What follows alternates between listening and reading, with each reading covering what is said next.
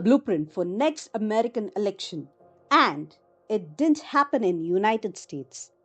While US politicians scream about the border, a man who praises a former dictator, promises mass deportation, and runs on the pure fear has just won the presidency in Chile. This is not a foreign side story. This is the playbook they are watching in real time.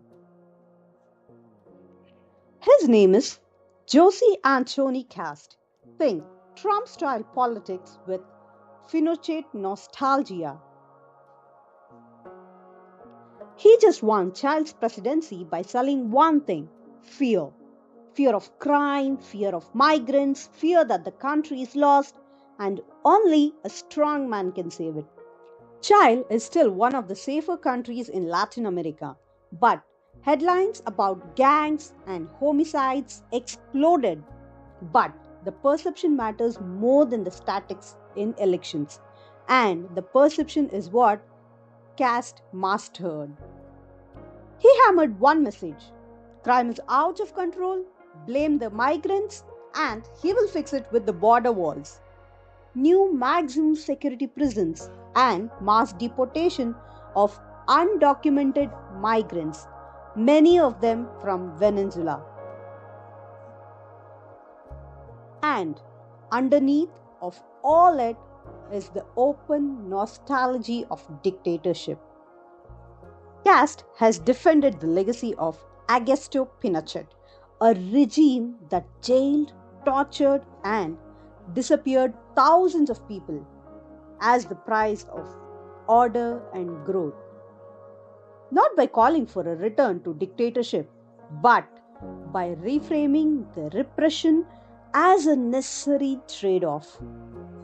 That's not just conservative, that's testing how far people will go in the name of security.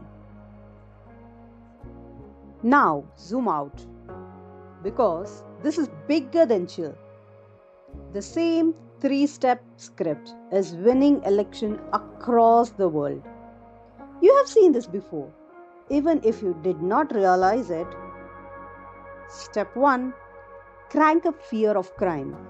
Even when the numbers are messy, you flood people with stories of chores, gangs, and danger until they feel like everything is falling apart. Step 2: blame outsiders, migrants, minorities, whoever cannot fight back. In Chile, it's regular migrants from Venezuela and the region. In US and Europe, it's anyone crossing the border. Anyone who doesn't fit the real national identity. The villain is always someone from outside. Step 3: offer one solution. A strong leader who promises to break rules, but only for your safety. That's Kast in Chile. That's leader in place like El Salvador and Argentina. And it should sound very familiar if you have watched politics in United States for the last decade. Here's the uncomfortable part. US politicians are watching this and taking notes. Because elections aren't won by accurate, they are won by being convincing.